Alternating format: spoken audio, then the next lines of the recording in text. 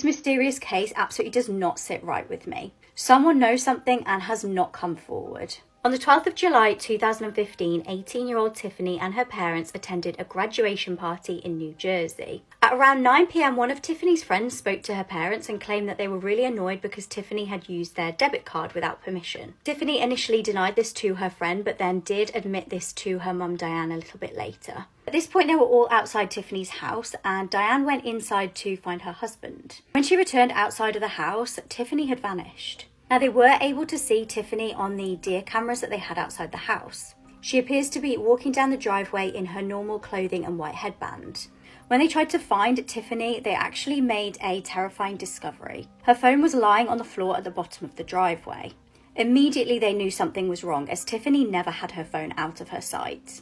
At 11:30 p.m, her family called the police. Little did they know, 27 minutes earlier, Tiffany had been hit by a train. Frustratingly, pretty much straight away, police presumed this death to be a self-unaliving. However, that just didn't seem to fit with the evidence presented. All of Tiffany's family and friends said how much of an upbeat person she was and that she was really happy at the time. She was making plans for the future, and the autopsy also showed that she had a clean toxicology report. Now, in the Deer cam footage, she was fully clothed, but when she was found, she was just in her underwear with no shoes on. Upsettingly, 2 weeks after her death, Tiffany's mum actually found her missing trainers and headband more than a mile away from the tracks. Could someone have murdered Tiffany and then dumped her body on the train tracks to make it look like she did this herself? Tiffany's parents certainly think so. They definitely suspect some foul play was involved.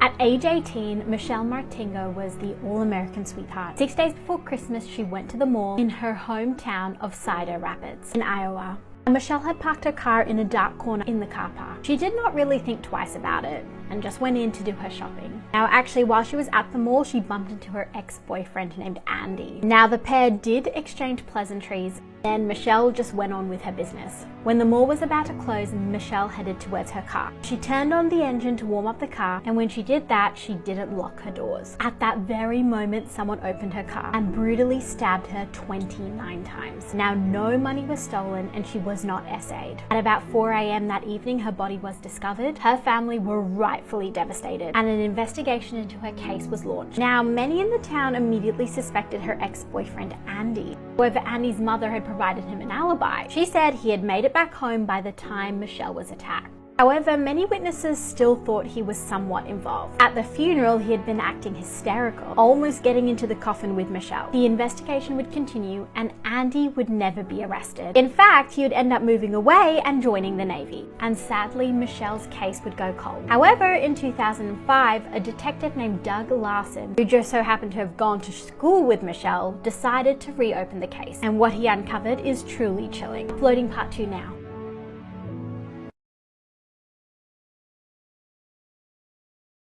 These serial killers got caught because of stupid mistakes they made. And I cover all sorts of true crime and spooky stuff here, so make sure you follow along.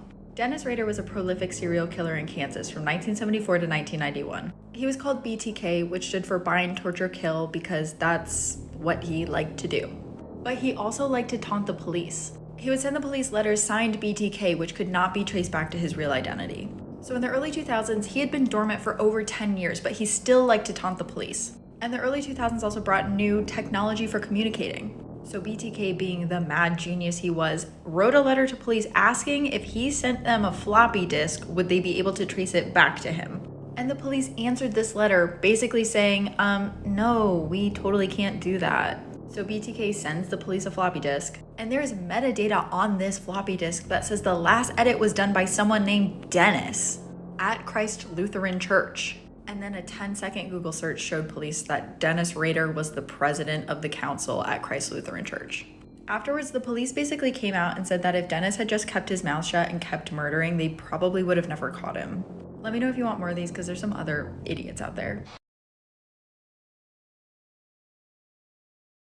This is considered one of the most shocking cases in Polish history. On January 6, 1999, a sailor in Poland noticed something strange floating on the river. It was long and pale and it smelled very bad. And as he leaned in closer to get a better look, he saw an ear attached to it. Now, what I'm about to say next is very disturbing, so be warned. After the sailor found this substance, DNA testing then indicated it was the skin of a missing woman named Katarzyna Zawada. And whoever did this to her turned her skin into a suit and was likely wearing it. So at this point, only her skin was found. Until January 14th, when pieces of her clothing and one leg was found also in the river. 17 years later, 52-year-old Robert J. was arrested for this. He previously worked in a dissection lab, meaning he was skilled in preparing animal skin. And he allegedly also knew the victim. As of October 2022, 23 years since the victim was found, Robert J. is still awaiting trial. As he remains in custody, investigators are allegedly gathering more evidence to solve the case. Follow for more.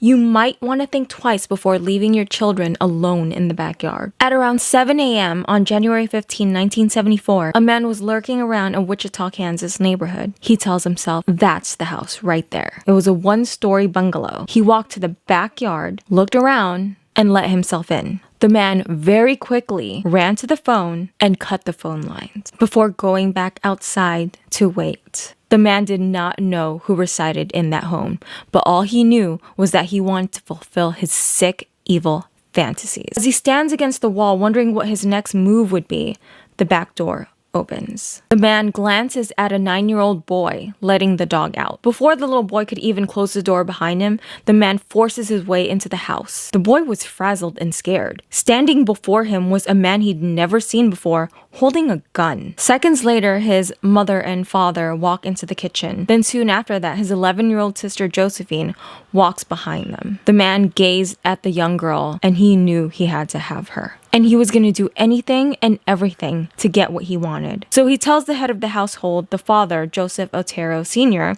that all he wanted was a car and some food to eat and some money. Father told him to take whatever he wanted, just don't hurt his family. So the man holding the gun says, you know what, as long as you guys comply, I'll let you guys go. The man then proceeded to take the family to the master bedroom where he told them to sit on the bed.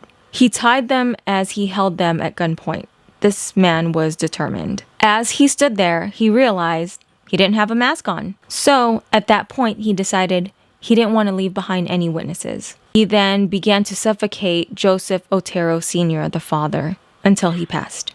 And then Julie Otero, the mom, but before he could even strangle her, the mother begged for him to spare her young son his life. For some reason, her request just upset this man. So he began to beat her and then strangle her until she passed. He then took the 9-year-old boy Joseph Jr. to the other room where he put a bag over his head and a piece of cloth and suffocated him. He decided that the 11-year-old girl Josephine was going to be his last victim because he wanted to take his time on her. He then took Josephine to the basement of the house where he hung her over a pipe until she died and then sexually assaulted her after the fact. The man then tidied the home and left in Joseph Otero's car, then ditching it at a grocery store parking lot. The nightmare was not over. There were still 3 more children living in that household. Several hours later, those children arrived home. What they saw would scar them and torture them for life. It was the aftermath of what was done to their mom and dad. I will not describe what the bodies look like. But at first they thought that their parents were playing a mean trick on them until they realized that what they were looking at was real. The children then ran to the neighbors to call the police. Charlie, one of the oldest, begged the cops not to let his younger brother and sister see what happened to their parents. Little did they know that their brother and sister fell victim to the same tragedy. When police revealed to the children what happened to their younger siblings, their hearts sank and they felt this indescribable pain they've never felt before. The surviving siblings would end up moving to New Mexico to live with a former military friend of their dad's. The killer of that family would soon go on to kill 6 more people in a span of 3 decades. His name was Dennis Rader, aka the BTK killer, because he bound, tortured, and killed his victims. He was a Boy Scout leader and a church president. Dennis would send local media and authorities several letters filled with items related to his crimes, including pictures, a word puzzle, and an outline for the BTK story. He also left packages with clues, including a computer disk that ultimately led cops to his church, where they arrested him. Dennis pleaded guilty to all of the charges on June 27, 2005. Dennis was sent to El Dorado Correctional Facility to serve his 10 life sentences. Okay, if you guys have a family, sit everyone down and figure out what the game plan would be if a situation like that were to arise. God forbid that happens, okay? But just try to make sure everyone would be on the same page. Try not to panic. Use hand signals or codes to initiate the next move. Also, make it a habit to lock all doors in your home. Security cameras and items for self-defense are essentials in our household, but that's up to you. Anything can be used as self-defense, really. Rest in peace to all of the victims of this evil monster. May their souls rest easy. Remember to be safe out there.